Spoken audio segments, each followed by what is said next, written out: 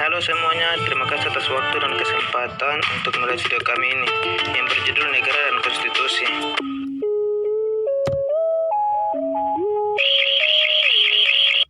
Sebelum membahas tentang negara dan konstitusi, saya akan memperkenalkan diri dan nama-nama teman kelompok saya yang akan membahas materi tersebut. Kami dari kelompok 3. Kelompok kami terdiri dari 4 orang. Yang pertama David Aji Saputra, NIM 672020-157, dan saya sendiri Rene Ria Palo, NIM 672020-158, Fitko Gerald Pati Peoloi, NIM 672020-159, dan yang terakhir Alvin Pandekan, NIM 672020-160. Selanjutnya kita akan masuk dalam pembahasan materi negara dan konstitusi.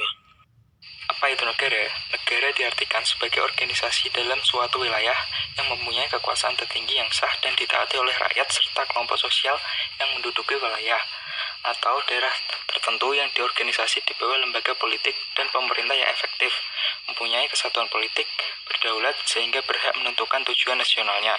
Dapat disimpulkan bahwa negara adalah suatu organisasi yang memiliki kekuasaan untuk mengatur suatu wilayah. Bentuk negara. Ada 2 bentuk negara yang dikenal saat ini, yaitu negara kesatuan atau disebut juga unitaris dan negara serikat atau disebut federasi. Negara kesatuan atau unitaris adalah negara yang kekuasaan tertingginya berada di pemerintahan pusat. Negara kesatuan secara hierarki merupakan sebuah negara tunggal yang tidak memiliki sebuah negara di dalam negara. Contohnya adalah negara Indonesia dan Prancis. Selanjutnya, negara serikat atau federasi adalah sebuah negara yang di dalamnya terdapat beberapa negara bagian yang membentuk suatu pemerintahan. Negara serikat memiliki 2 macam pemerintahan, yaitu pemerintahan federal dan pemerintahan negara bagian. Contoh negara serikat adalah Amerika Serikat, Argentina, Brasil, dan Jerman. Berdasarkan Konvensi Montevideo, Uruguay tahun 1933, suatu negara harus memiliki 4 unsur, yaitu yang pertama, rakyat adalah semua orang yang secara nyata berada dalam wilayah suatu negara yang tunduk dan patuh terhadap peraturan dalam negara tersebut. Kedua, wilayah merupakan salah satu unsur mutlak bagi suatu negara. Jika warga negara merupakan dasar persoalan suatu negara, maka wilayah merupakan landasan material atau landasan fisik negara. Yang ketiga, pemerintah yang berdaulat. Kedaulatan sendiri memiliki arti yaitu kekuasaan tertinggi dalam suatu negara yang berlaku terhadap seluruh wilayah dan segenap rakyat itu. Yang keempat, pengakuan dari negara lain.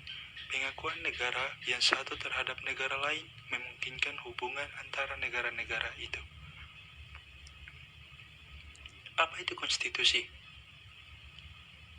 Konstitusi atau UUD dalam sebuah negara adalah sebuah hukum, bentukan dan norma sistem politik pada pemerintahan negara. Hukum ini tidak mengatur hal-hal yang terperinci, melainkan hanya menjabarkan prinsip-prinsip yang menjadi sebuah dasar bagi peraturan lainnya. Jenis-jenis konstitusi. Menurut K.C. Ware, konstitusi dibagi menjadi 4 jenis, yaitu 1. Konstitusi tertulis dan tidak tertulis.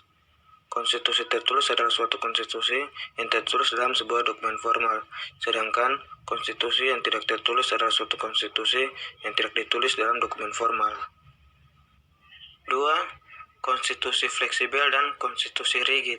Konstitusi fleksibel yang bersifat elastis dapat diumumkan dan diubah layaknya undang-undang, sedangkan konstitusi rigid adalah konstitusi yang hanya dapat diubah dengan cara khusus atau istimewa serta persyaratan yang berat. 3. Konstitusi derajat tinggi dan bukan derajat tinggi. Konstitusi derajat tinggi merupakan suatu konstitusi yang memiliki kedudukan tertinggi dalam negara, sedangkan konstitusi bukan derajat tinggi adalah konstitusi yang tidak memiliki derajat tinggi karena itu dapat diubah dengan persyaratan yang mudah dan tidaklah sulit. Yang terakhir, nomor 4, konstitusi negara serikat dan negara kesatuan. Negara serikat didapatkan sistem pembagian kekuasaan antara pemerintah negara serikat dengan pemerintah negara bagian. Pembagian tersebut diatur dalam konstitusinya atau undang-undang dasar. Dalam negara kesatuan, pembagian kekuasaan tersebut tidak dijumpai, karena seluruh kekuasaannya disentralkan di pemerintah pusat, walaupun dikenal juga dalam desentralisasi. Nilai-nilai konstitusi.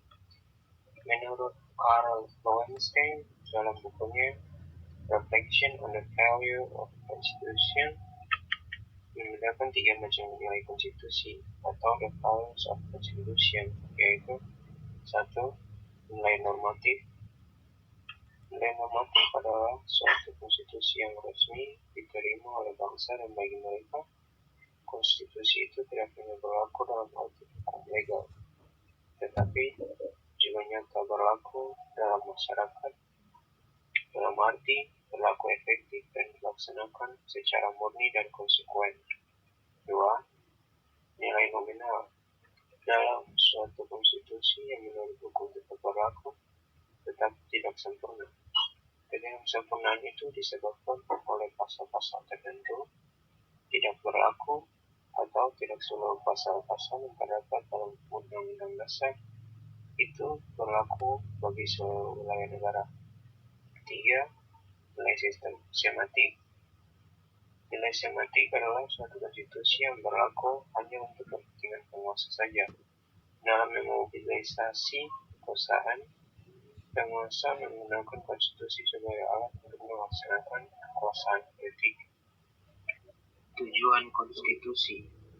Konstitusi dibuat tentunya berdasarkan maksud tertentu sesuai dengan pengertian dan fungsi konstitusi itu sendiri. Tujuan konstitusi di sebuah negara berbeda-beda sesuai dengan tujuan berdirinya negara tersebut. Sesuai pula dengan tujuan dibuatnya aturan atau perundang-undangan, maka tujuan konstitusi negara-negara dunia jika dirangkum diuraikan di bawah ini. 1. Memberikan pembatasan dan pengawasan terhadap kekuasaan politik. 2. Membebaskan dari kekuasaan mutlak.